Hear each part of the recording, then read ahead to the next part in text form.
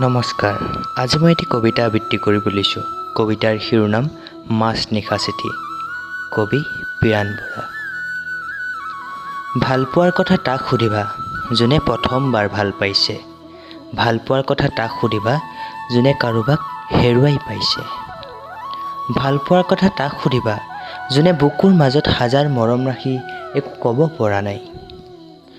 যেতিয়া তোমাক বুজাবলৈ গৈ দুচকু বৈ আহিব, তেতিয়া জানো তুমি বুজি পাবা সঁচা মৰম ভালপোৱা পাবলৈ এই পৃথিৱীত বহুত কঠিন।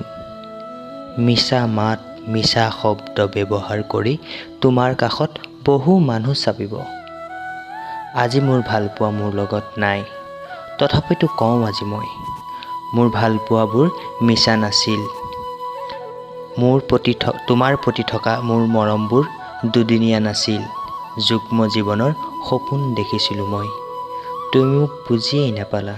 এটি মিছা বদনাম দি মোৰ পৰা আঁতৰি গ'লা। এবাৰ কাষত আহি চাবা, সেই সেমেকা চকুজুৰি আজিও লগত লৈ ফুৰিছোঁ। মনত পৰে সেই পুৰণি কথাবোৰ, দুখ লাগে কিন্তু কি কৰিম।